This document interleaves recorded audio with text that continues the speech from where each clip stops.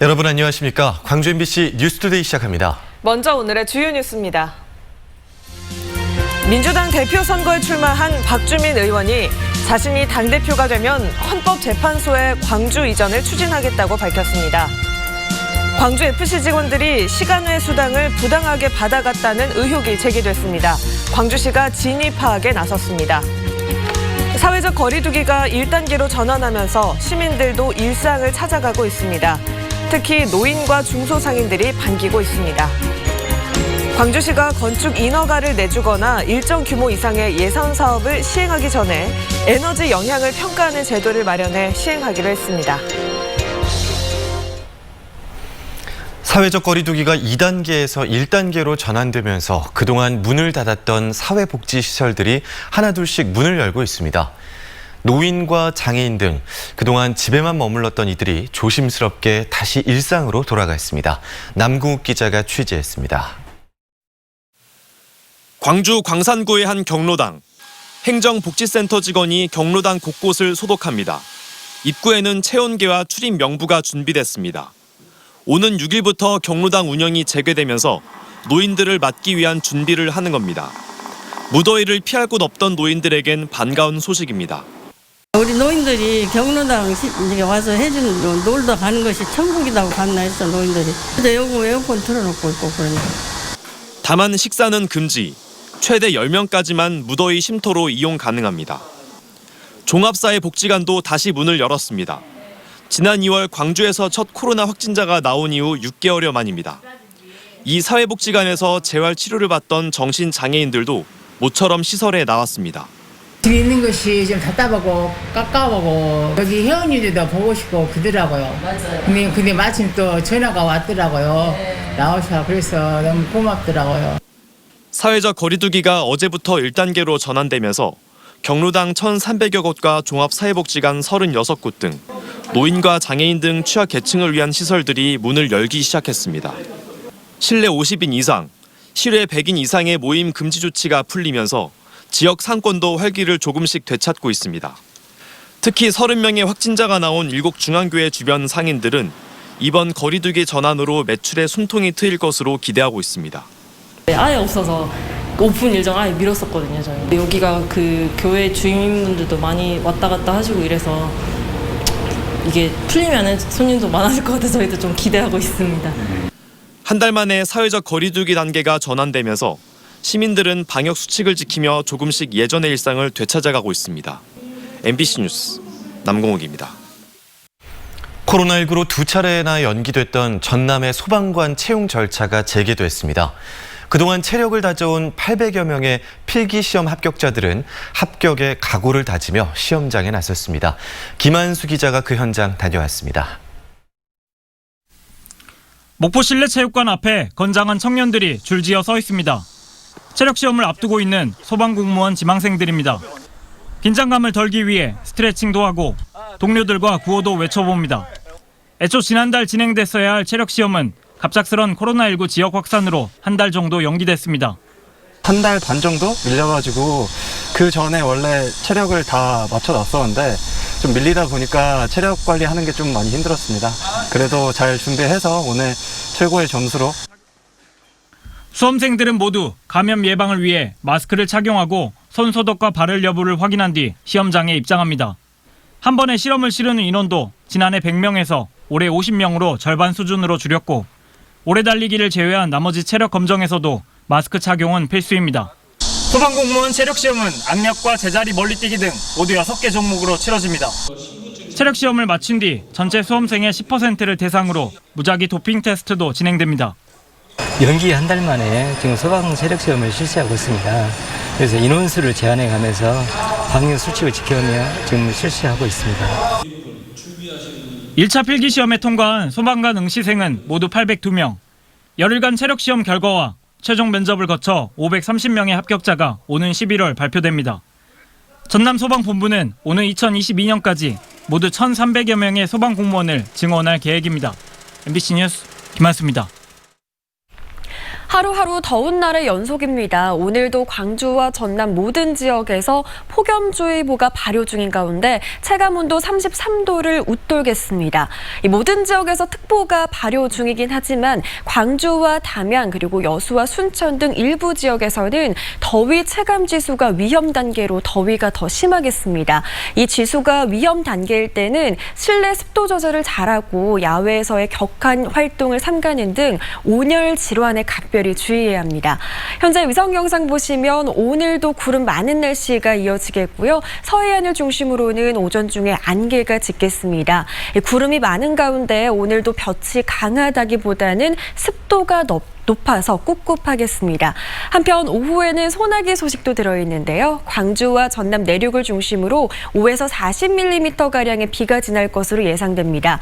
내일과 모레도 대기 불안정으로 인한 소나기가 내릴 것으로 예상돼서요. 당분간은 갑작스런 비에 주의해야겠습니다. 광주 현재 기온은 26도 안팎 보이고 있습니다. 한낮 기온은 33도로 어제보다 3도가량 높겠고요. 체감온도는 이보다도 더 높겠습니다. 날씨 정보였습니다. 시민구단인 광주FC 직원들이 시간 외 수당을 부당한 방법으로 빼돌린다는 의혹이 제기됐습니다. 광주FC에는 매년 수십억 원의 예산이 지원되는데 광주시가 진상조사에 나섰습니다. 이재원 기자입니다. 광주FC 한 간부 직원의 시간의 근무 현황입니다.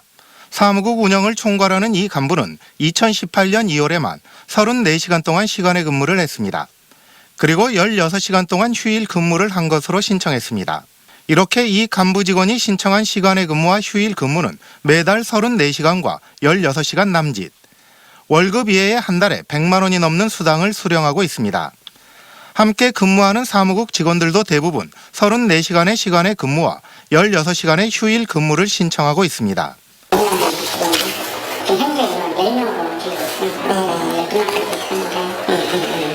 그렇다 보니까 업무량이 상당히 다른 주간적으로도 개인적으로 업무량이 많은 건 사실입니다. 그런데 수상한 점이 눈에 띕니다. 출근 시간 없이 퇴근 시간만 기록되어 있는데도 시간의 근무로 인정됐고 출퇴근 기록이 아예 없는데도 수당이 나가기도 했습니다. 내부 직원은 실제 근무하지도 않으면서 시간외와 휴일 근무 수당을 신청했기 때문이라는 충격적인 증언을 털어놓았습니다. 간부 직원의 출퇴근 카드를 다른 팀장이 따로 관리하며 근무 시간을 조작했다는 것입니다. 대리 이상 다른 직원들도 비슷한 방식으로 근무 시간을 조작했다는 증언도 이어졌습니다. 출근을 했는데 퇴근은 지쳐있고 본인은 거의 출근 안 했어요. 다른 사람이 카드를 조작하는 거죠. 아무리 일일 운영을 준비한다고 해도 이렇게까지 야근이 발생할 일이 없거든요. 광주 FC 측은 근태 관리가 체계적으로 작동하지 않고 있다는 사실은 인정하고 있습니다. 하지만 업무 특성에 따라 출퇴근 기록 없이 업무가 이어지는 경우도 많다며 부당 수령은 없다고 강조하고 있습니다. 잊어먹고 안 찍는 경우도 있고요. 그다음에 이제 그때 뭐 다른 데 들렸다 오는 경우 있지 않습니까? 시에 들어갔다 온다거나 그럴 때는 이제 굳이 출근 시간 안 찍죠. 광주시가 광주FC에 지원하는 예산은 올해에만 75억 원. 이 가운데 매달 700만 원 남짓, 1년이면 7천만 원이 넘는 예산이 사무국 직원의 시간외와 휴일 근무 수당으로 지출되고 있습니다. 낭비되는 혈세가 없는지 광주시는 직원들의 부당 수령 의혹에 대해 진상 조사에 착수했습니다. MBC 뉴스 이재원입니다. 광주 광산경찰서는 국가보조금 수억 원을 횡령한 혐의로 광산구 모 종합사회복지관 팀장 37살 A씨에 대해 구속영장을 신청했습니다. A씨는 지난 3월부터 최근까지 담당자 승인만으로 보조금 이체가 가능한 이나라 도움 시스템의 허점을 노려 35차례에 걸쳐 보조금 3억 2천여만 원을 빼돌린 혐의를 받고 있습니다. 해당 사건은 지난달 광산구가 고발했으며 A씨는 횡령한 돈을 주식과 온라인 도박 등에 사용한 것으로 경찰 조사 결과 드러났습니다. 더불어민주당 대표 경선에 나선 박주민 후보가 광주를 찾았습니다.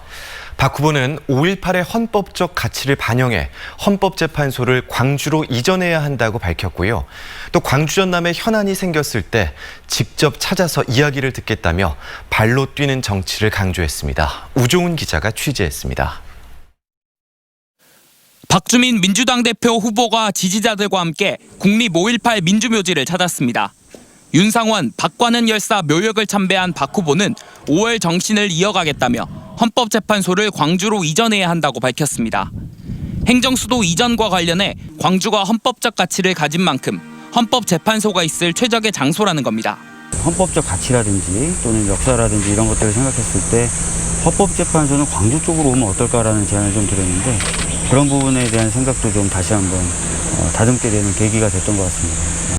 박 후보는 광주 전남 현안 사업에도 지원을 약속했습니다.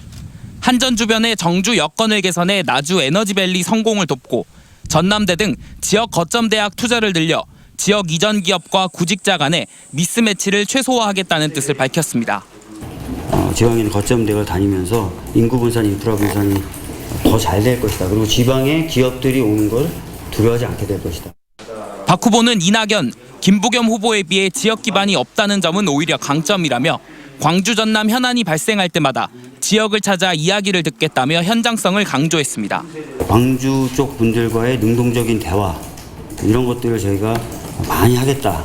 그게 약간 두 분하고는 좀 다른 운영 기조가 될 수 있을 거라고 생각합니다. 오는 8일 예정된 광주 전남 합동 연설회에서 민주당 텃밭인 호남의 민심이 이낙연, 김부겸, 박주민 후보 중 어디로 향할지 결과가 주목됩니다. MBC 뉴스 우종훈입니다. 광주시가 건축 인허가를 내주거나 일정 규모 이상의 예산 사업을 시행하기 전에 에너지 영향을 평가하는 제도를 마련해 시행하기로 했습니다. 이용석 광주시장은 에너지 자립도시 선언이 구호에 그치지 않으려면 에너지 수급에 대한 관리가 필요하다며 교통 영향 평가나 환경 영향 평가처럼 에너지 영향을 평가하는 제도를 마련할 것을 주문했습니다. 이에 따라 광주시는 조례 제정을 통해 구체적인 추진 방안을 마련할 계획입니다.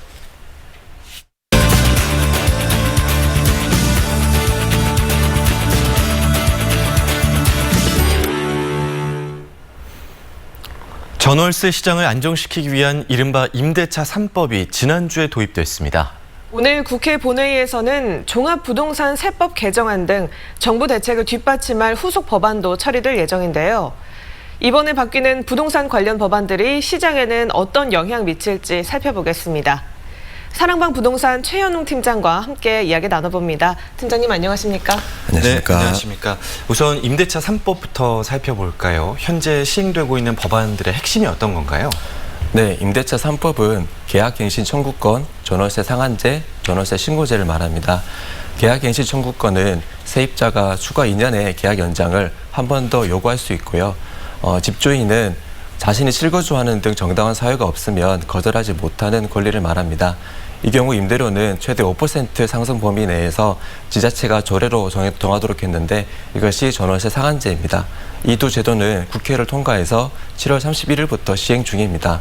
전월세 신고제는 전월세 거래 시의 거래 정보를 의무적으로 신고하게끔 하는 제도인데요. 네. 내년 6월부터 시행 예정입니다. 네, 임대차 3법이 시행이 되면 세입자들에게 당장은 좋지만 또 길게 보면 결국에는 전세 매물이 줄어들지 않을까 하는 우려도 있는데요. 어떻게 보십니까? 우선 광주의 전세 매물 수는 작년부터 감소 추세를 보여왔습니다. 올해 7월 기준으로 전세 매물 수는 작년 7월에 비해 절반 정도인 53%가 줄었습니다. 월세 매물도 전세보다는 적지만 14%가 줄었고요. 반면 매매 매물 수는 21%가 증가했습니다. 집을 여러 채 가지신 분들이 보유주택을 임대로 주는 것보다 매매로 내놓으시는 사례가 많아진 게 그 원인 중 하나라고 생각하는데요. 네. 최근 금리가 역대 최저 수준까지 떨어지고 아파트 가격이 주춤하는 등 전세 메리트가 예전보다 줄어든 건 사실입니다. 이런 상황 속에서 이번 임대차 보호법 개정이 전세 매물수 감소를 더욱 심화시킬 수 있다는 전망도 나오고 있습니다. 네, 그렇군요. 말씀하신 것처럼 전세가 더 없어질 수도 있다. 아니면 임차인들의 불안이 좀 해소가 될 거다라는 그런 평가 전망이 엇갈리고 있는데요. 시장에 영향을 주기까지는 얼마나 걸릴까요? 네, 이번 법 개정이 임차인들의 주거 안정성을 누릴 데는 분명히 보입니다. 다만 문제는 전세 매물수와 가격일 텐데요. 법 개정과 별개로 일단 내년 광주의 신규 입주량이 최근 10년 평균의 절반 수준까지 떨어질 것 같습니다. 이것이 이번 법 개정 일수와 겹쳐서 내년에 광주 전세 공급 물량은 줄어들 수 있는 가능성이 크고요. 때문에 가격도 상승 압력을 받을 수 있습니다. 다만 2022년부터 25년까지 광주의 재개발 재건축 단지나 민간공원 특례사업지 같은 경우에 상당히 많은 양의 신규 입주량이 기다리고 있습니다. 네. 또 민간 기업에서 분양하는 8년 전세 임대 아파트의 물량도 무시할 사실 없습니다. 올해만 분양을 개시한 단지 10곳 중에 5곳은 임대 분양이었고요. 최근에 신축 선호 현상은 강한데 분양가는 이제 부담스러운 상황에서 이런 임대 물량의 아파트도 민간 임대 물량도 증가할 수 있습니다. 네, 결국 전세 종말을 선언하기엔 아직 이르며 매해 시장 상황에 따라 가격과 물량이 결정될 것 같습니다. 네.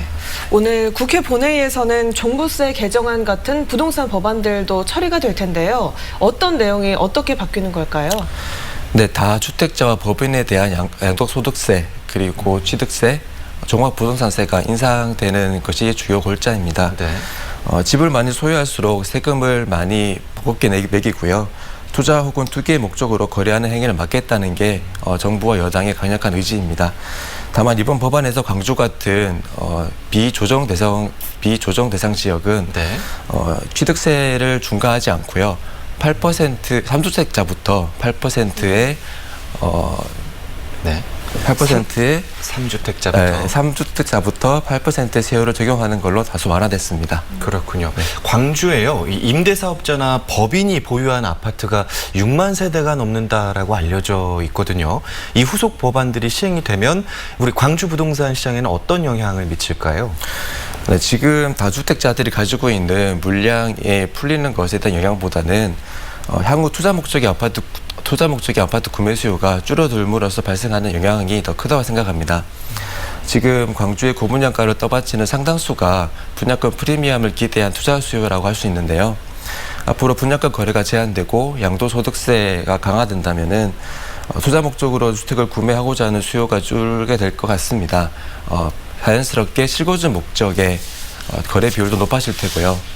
다만 광주의 생산 가능 인구가 늘지 않는 상황 속에서 줄어든 주택 수요가 신축으로만 쏠릴 경우에 발생하게 될 구축 공동화나 또 양극화 문제는 우리가 대비해야 할 문제라고 생각합니다. 네, 잘 들었습니다. 지금까지 사랑방 부동산 최현웅 팀장과 이야기 나눠봤습니다. 고맙습니다. 고맙습니다. 감사합니다.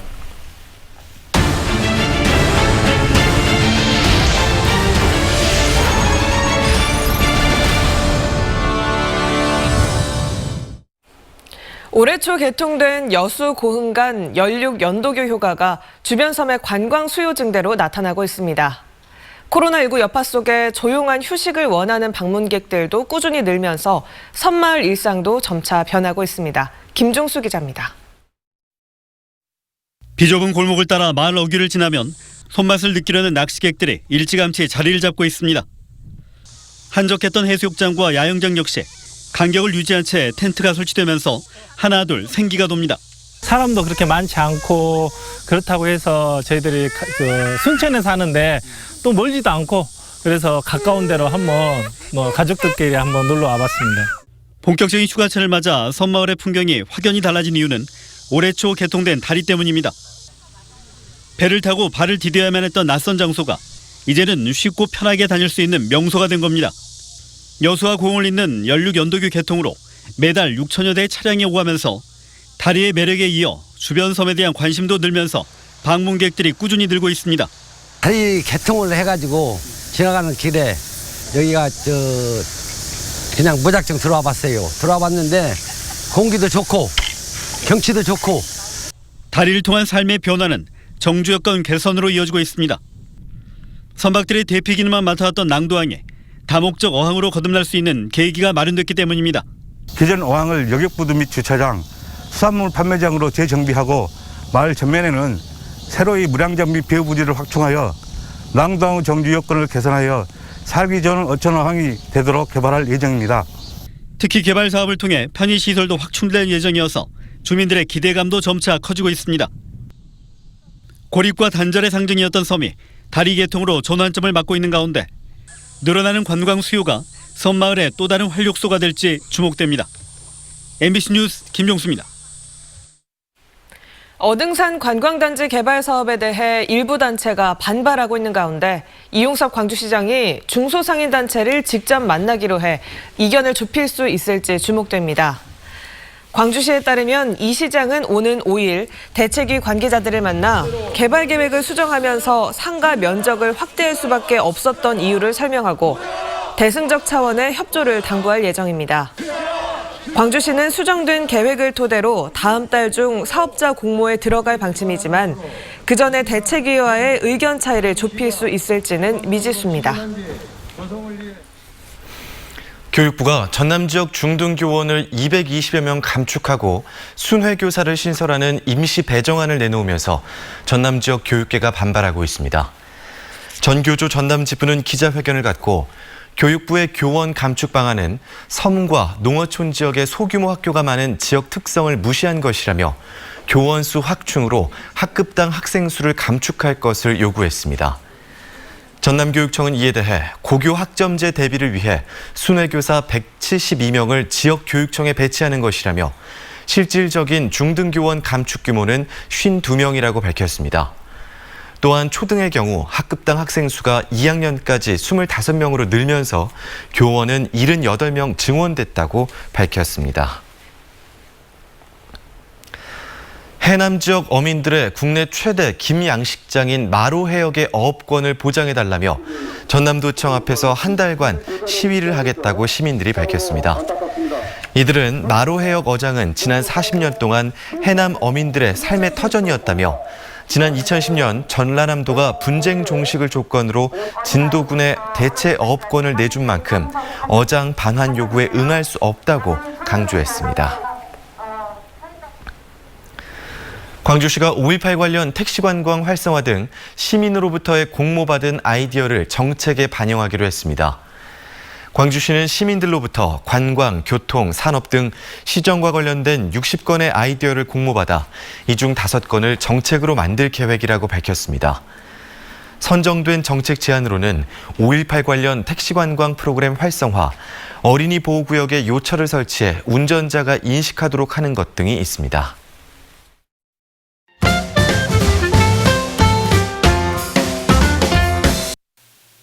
휴가철을 맞아 음주운전 단속이 강화됩니다. 경찰청은 다음 달 7일까지 전국적으로 매주 1회 이상 수시로 장소를 옮겨가며 음주운전을 단속할 예정인데요. 음주운전을 방조한 동승자도 입건하겠다며 음주 사실을 알면서 차 열쇠를 건네거나 음주운전을 독려, 공모하는 일 등이 방조에 해당된다고 밝혔습니다. 광복절 75주년을 맞아 독립운동의 의미를 몸으로 배울 수 있는 추리체험 게임이 개발됐습니다. 광주 실천 교육교사 모임이 주도하고 전국 교사들이 참여한 815.com인데요. 방탈출 게임처럼 실제 현장에서 안내판 등을 보며 미션을 해결하는 방식입니다. 서울 등 지역 독립운동기념관 근처에서 오프라인 행사도 열리고 있는데요. 815.com 누리집에서 신청할 수 있습니다. 사회적 거리두기 조치가 1단계로 전환되면서 문화예술계도 기지개를 켜고 있습니다. 국립광주박물관은 재개관을 기념해 남도불교문화연구회 탁본전의 전시품 일부를 교체했는데요. 강진 백년사 사적비 등 호남 사찰의 역사와 불교 미술품 제작자에 대한 기록 23점을 오는 9일까지 만날 수 있습니다. 8월 13일부터 2주간 첨단 쌍암공원에서는 광주 시립극단의 공연 전우치 컴백 위드 바리가 진행됩니다. 고전 소설 전우치를 바탕으로 아크로바틱과 마술, 군무를 가미한 액션 연극이고요. 올해는 특히 바리공주 설화를 각색해 전우치 이야기와 엮었습니다. 사전 예약제를 통해 하루 100명만 입장 가능한데요. 광주 문화예술회관 누리집에서 신청할 수 있습니다.